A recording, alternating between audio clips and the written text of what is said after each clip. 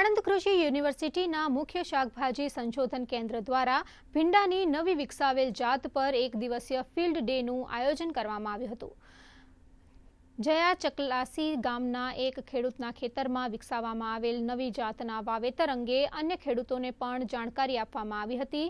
કૃષિ યુનિવર્સિટીના મુખ્ય શાકભાજી સંશોધન કેન્દ્ર દ્વારા યોજવામાં આવેલા આ ફિલ્ડ ડેના કાર્યક્રમમાં મુખ્ય મહેમાન તરીકે વારાણસી ખાતે આવેલ રાષ્ટ્રીય કક્ષાના શાકભાજી કેન્દ્રના વડા રાજેશ કુમાર ઉપસ્થિત રહ્યા હતા।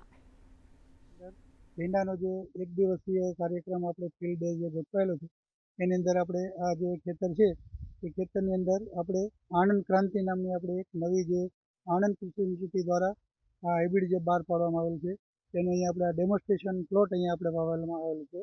અને આજે આપણા અહોભાગ્ય છે કે આજે આપણી સાથે આ જે દિવસ છે એના અંદર ખાસ મહેમાન તરીકે આપણે IIVR વારાણસી કે જે આપણું રાષ્ટ્રીય કક્ષાનું શાકભાજી સંશોધન કેન્દ્ર છે તેના વડા પણ આપણી સાથે राजेश कुमार डॉक्टर राजेश कुमार છે એ પણ આપણી સાથે ઉપસ્થિત છે। पूरे विश्व में भिंडी के उत्पादक में प्रथम स्थान रखते हैं और भिंडी हमारे देश से बहुत ही ज़्यादा निर्यात भी होती है, खास करके गल्फ कंट्रीज़ में। और ये वैरायटी जो कि हर दूसरे तीसरे दिन उसकी बुआई की जा सकती है और बाहर विदेशों में जा रही है।